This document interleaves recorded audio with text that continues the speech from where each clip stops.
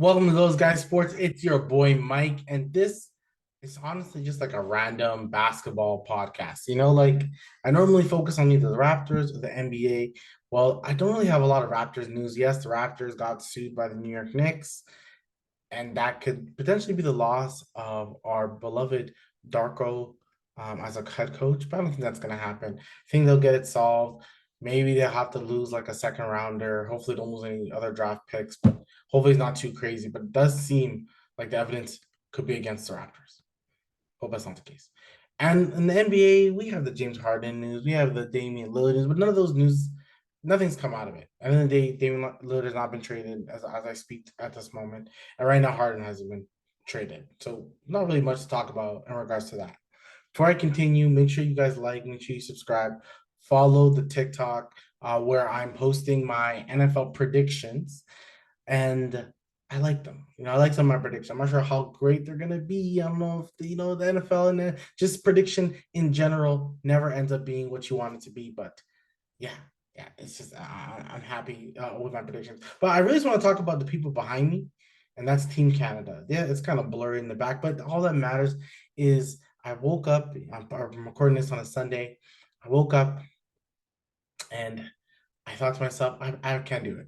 How dare Team Canada put me through what the Raptors have put me through multiple times? Raptors have put me through this every single time, and I hate it. Quite frankly, I hate it. It gives me anxiety. It gives me I'm so anxious. I'm nervous. I'm scared.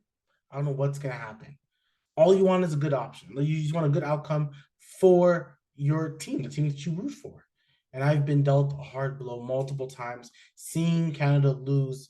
A couple years back with Corey Joe was arguably our best player, probably our best player during that run, and to lose the way we lost then, especially because they had a pretty good run at that time. And the other team, I forgot the team that beat us, but a team that was just bigger than us, stronger than us, and they won. I think that was to get to the Olympics. Now we're in the Olympics. Why is the Canadian national team in the Olympics? Because they just beat Spain, ended up 4-1 in their group. It was them and Latvia who had beaten Brazil. Brazil just beat Canada. It's kind of weird how all of that played out, but I really do think the two best teams won because Latvia beat Spain. Spain just beat Brazil. So ultimately speaking, even though Brazil beat Canada, Latvia beat. It's a whole thing. No matter what, it's Canada, Latvia, and it was great. And not only that happened, Puerto Rico lost. The Dominican Republic, the team that most people were, I would say, afraid for Canada's chances because they thought the DR were going to win because they had their best player in Karl-Anthony Towns, and he led them to a couple wins, but it seems like the last couple games he just as much as he showed out, team wasn't that good. And at one point with FIBA ball, you got to be as good as everyone else, and it's just not. And I think there's one thing that Rudy Gobert had said. It made me think. I love basketball in general. I'm a basketball fanatic. I can watch it all the time. I watch highlights all the time. And in saying that, he had said that the FIBA game is so different from NBA, which obviously it is going to be the officiating, the fact that it's 40 minutes instead of 48, the fouls, all those things. It's going to make it different. But I must say, it's completely different when you're looking, and obviously we don't know, like a lot of people in North America, unless you're studying European ball, you don't know, right? You're not studying the leagues in China, in Europe, and you're looking at this and you're like, okay, well, Team Canada has Shea, who's the best player. You have RJ, who you can say could be the second best player. You have Olynyk, who's a great shooting big. You have Powell, who's a great big as well. They have all these NBA players. Like Team Canada starting unit was NBA players. Its bench was primarily NBA players. The ones that played today was Dort and it was Nikhil, all NBA players, right? Most of the team is NBA players, or people even had a little bit of like a cup of coffee in the NBA, like an Edgem, I believe was he drafted? I feel like he was, but maybe I was wrong. But Melvin Edgem, who is a pretty good player, who could have had a cup of coffee in the NBA, who I think has the NBA body, NBA type of player, a 3-and-D wing he can become in the NBA. Mind you, his time is probably up, but he really had that makings of all that. So you're looking at all that, and then you go to Spain, who was not the Spain like before. There's no Ricky Rubio because he decided to sit out for some personal reasons, which hopefully he gets better. But you had the the Wancho and his brother there, and they were probably the best players on the team, the only NBA type players. They had a great point guard, the defender in Diaz. I don't even know where this guy plays, but I know he was a hella good. But my whole point is this team, it doesn't have those guys.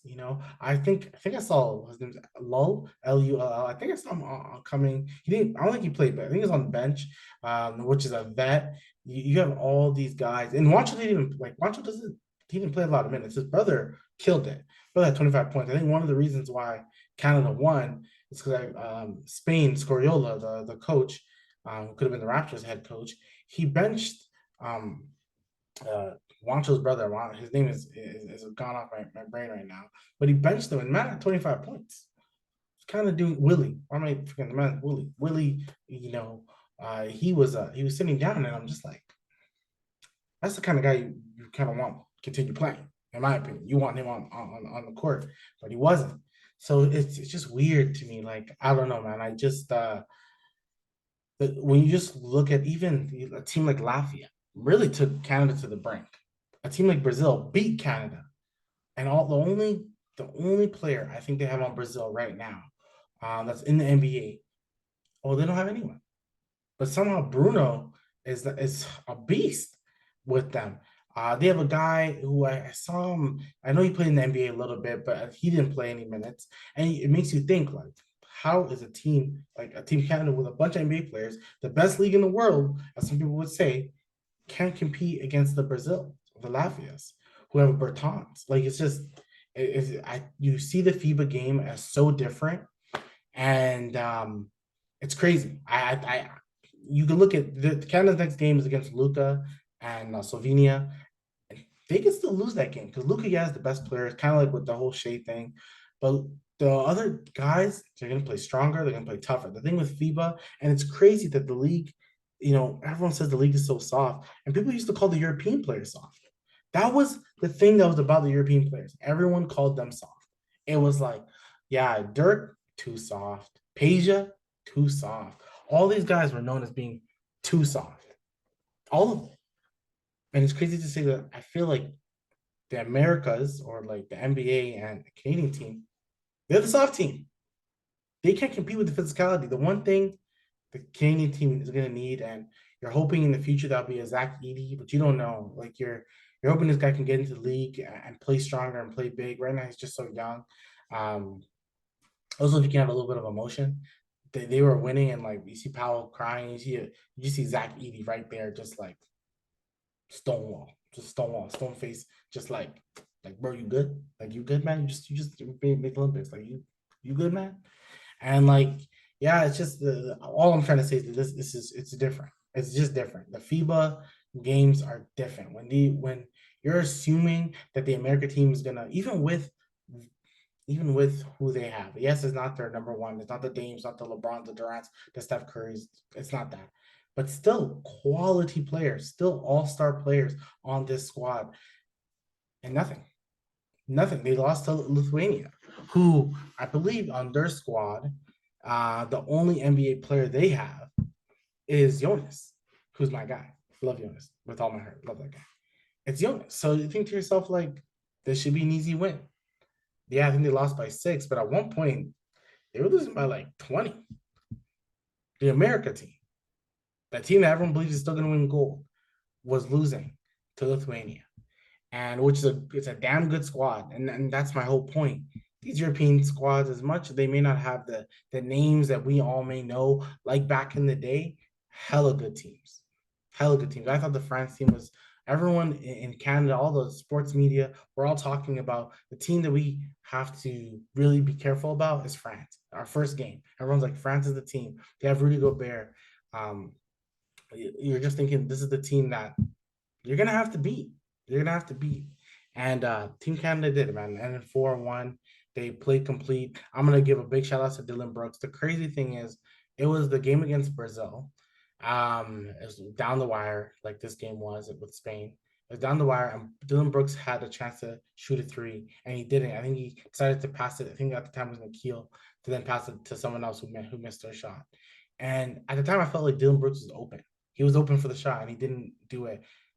I know a lot of people have their thoughts and comments about the Dylan Brooks, and they're thinking that this guy is he's not that great of a player. He fouls a lot. He's all bark, and the bite is not really there. He's inconsistent. He shouldn't get the bag that he got. Blah blah blah blah. And, you hear a bunch of people talking.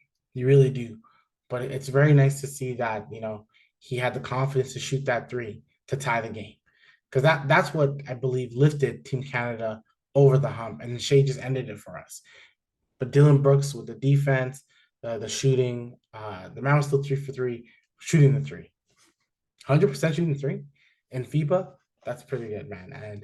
And we needed Dylan Brooks. Man scored 22 points. You had RJ Barrett, who led the team in the first half, and then Shea just became Shea, and you're gonna need that. And for Team Canada to really do something, I do believe RJ Barrett especially needs to step up. I don't want to go negative, but I do feel like RJ, and like I said, he had a really good first half. He got into foul trouble because the FIBA referees are on one sometimes, but whatever. Or what can you say about that? What can you truly say? But yeah, I think RJ does need to be a little bit better. He does for sure.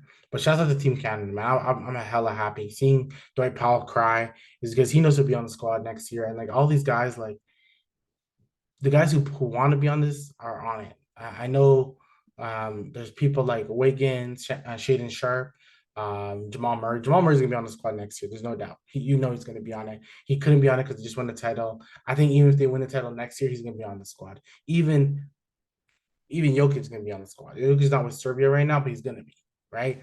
When it comes to Olympics, guys play.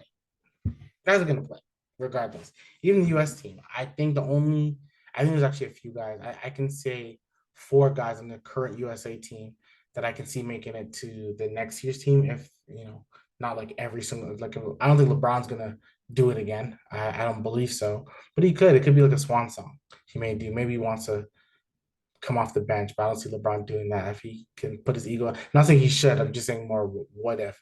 But yeah, like in the USC guys, I can see Brunson potentially being like a guard off the bench for them. Bridges for sure, Edwards for sure, and my fourth guy. Who was my fourth guy that I had? It was Bridges. Oh, and then Jaren Jackson Jr. Those are the four guys I can see still being on this squad. For the USA team. For Canada, a lot of it's still going to be the same. But unfortunately, guys like Bell Haynes and Alexander and Ejim may not be on the squad next year. And I know I see a lot of people on Twitter going like, the guys who won this year should be the same guys who are on it next year. Keep the same guys. Keep the same guys.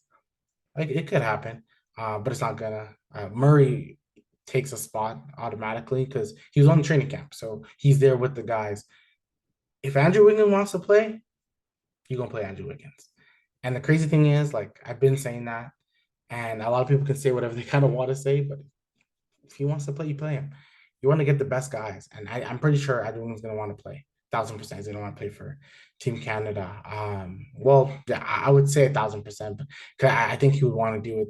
The reason why he played the last time because that last time could have been a bid for the Olympics, and then they probably wouldn't have. They probably wouldn't have brought it. She wouldn't have played this one if they made it to the Olympic bid last time. So I can see your Wiggins doing it.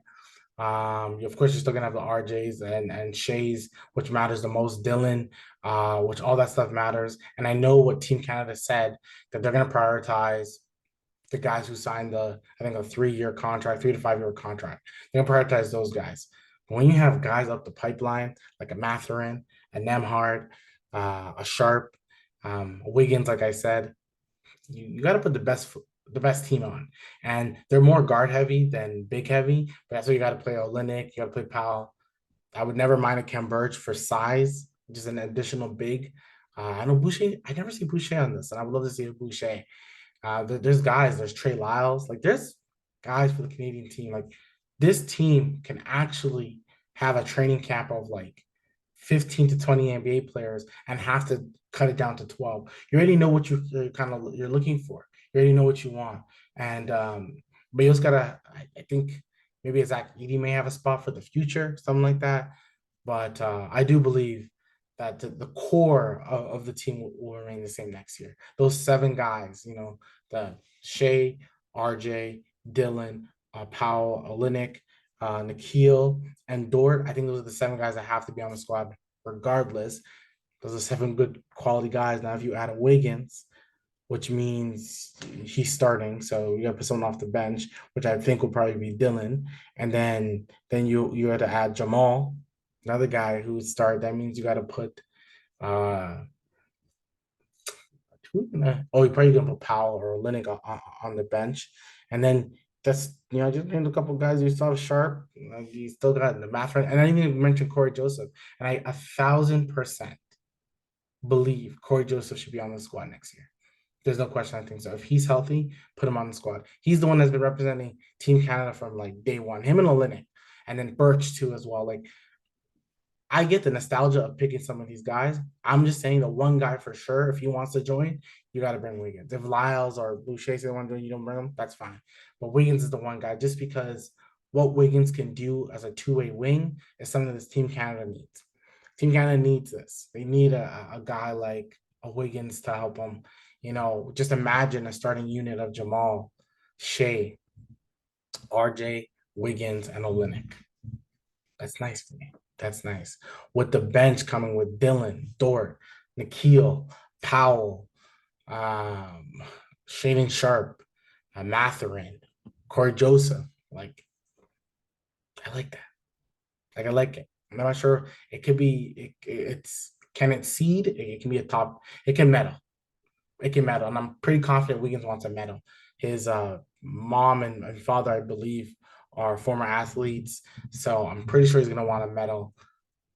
He's gonna want a medal, and all these guys are probably gonna want a medal. So I can see Canada putting their best foot forward and their best squad forward. Ultimately speaking, yeah, my camera keeps going like in and out of clarity, and it's about maybe I'm moving too much, but I'm trying not to.